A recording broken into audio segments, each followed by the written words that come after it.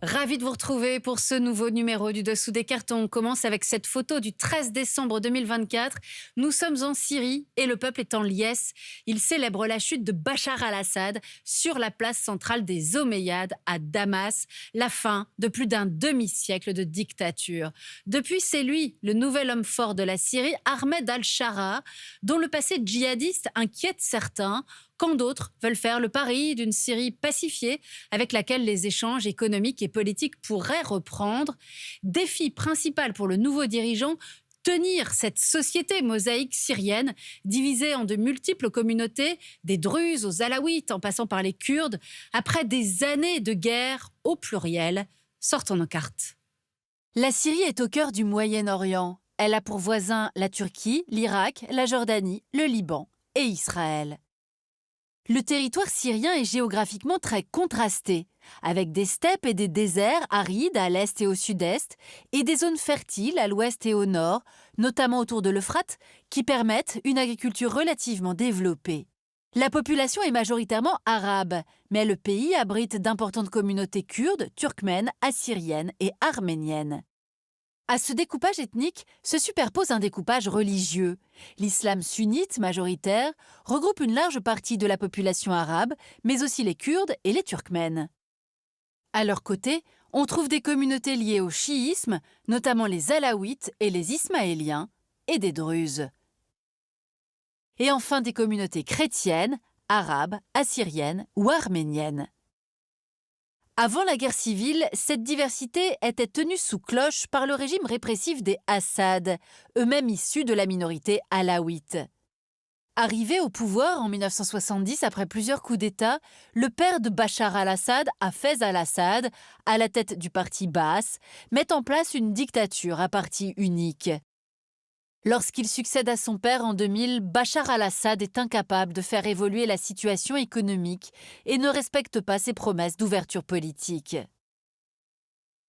Mais en 2011, le vent des printemps arabes qui soufflent en Tunisie, en Libye, en Égypte et à Bahreïn atteint la Syrie. La réponse du jeune tyran est sans appel, répression armée, arrestation, torture, meurtre. Une partie de l'opposition prend alors les armes dans le but de renverser le régime, épaulé par des déserteurs de l'armée. Les différents groupes armés se regroupent sous la bannière de l'armée syrienne libre. C'est le début de la guerre civile.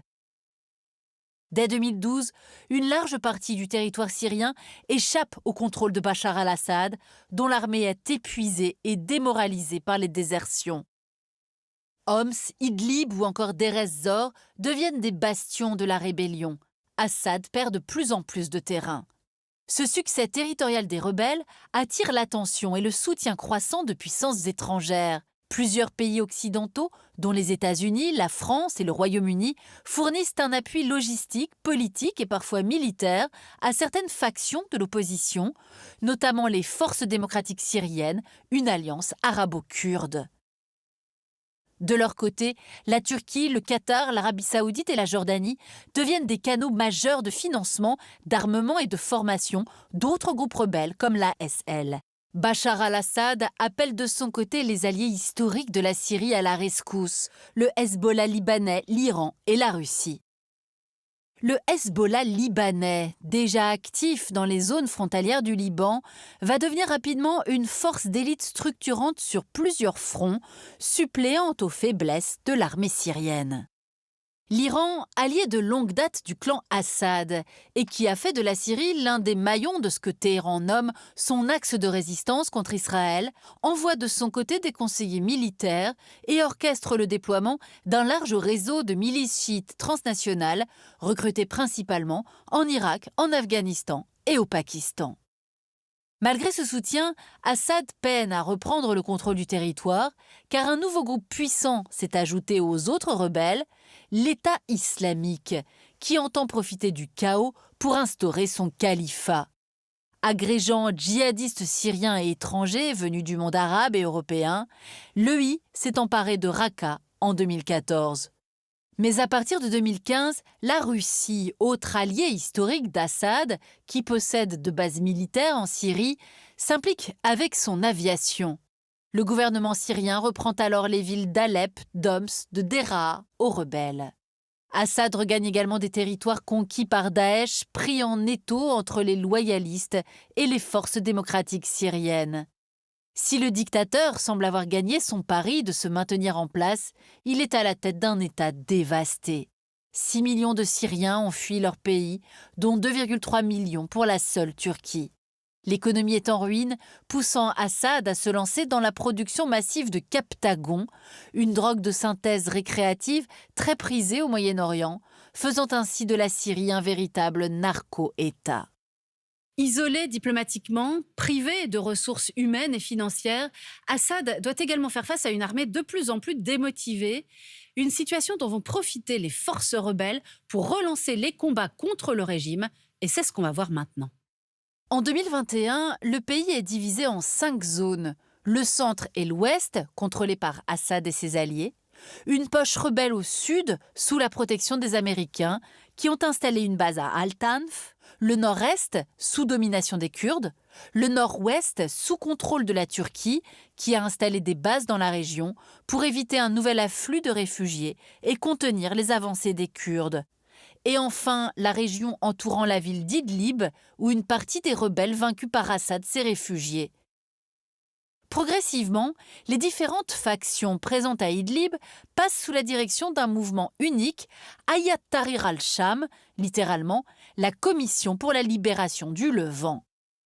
HTC est l'héritière de Jabhat al-Nosra, la branche syrienne d'Al-Qaïda. Mais ses dirigeants ont pris leur distance avec le djihad international.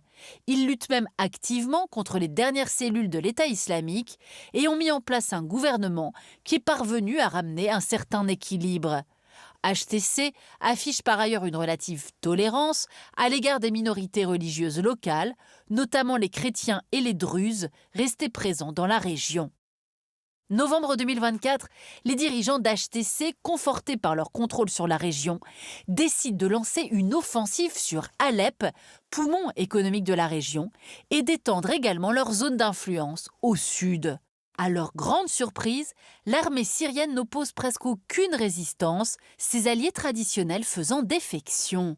En effet, le Hezbollah est affaibli par la guerre de représailles menée par Israël, consécutive au massacre du 7 octobre, de même que l'Iran, enlisé par ailleurs dans une crise économique majeure. Enfin, l'allié russe concentre ses moyens en Ukraine. En quelques semaines, les rebelles d'HTC s'emparent de Damas et d'une large partie de la Syrie. Assad et son clan fuient in extremis par avion vers Moscou. Le chef d'HTC, Ahmed al-Shara, un ancien djihadiste connu alors sous le nom d'Abu Mohamed al-Joulani, met en place un gouvernement de transition et devient président de la République syrienne. Si la chute des Assad est un moment de libération incroyable pour des millions de Syriens et permet le retour de dizaines de milliers d'entre eux, la tâche du nouvel homme fort de la Syrie est complexe. Depuis 2011, le PIB s'est effondré et 90% de la population vit sous le seuil de pauvreté. Le pays est en ruine. La reconstruction sera d'autant moins facile qu'Al-Shara et ses troupes ne contrôlent qu'une partie du territoire. Le nord-ouest reste sous influence turque, le nord-est sous celui des FDS kurdes.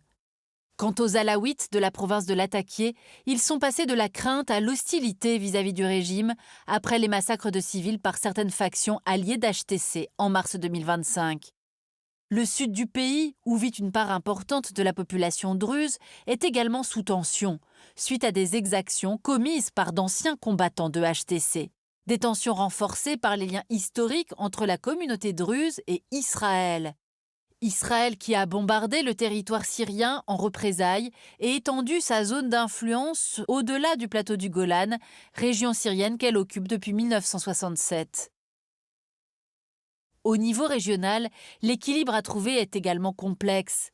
Al-Shara doit rester en bons termes avec la Turquie d'Erdogan, sans passer pour autant sous sa coupe. Et maintenir une bonne entente avec la Russie de Poutine, qui, même si elle a démilitarisé en partie ses bases, reste un acteur puissant dans la région.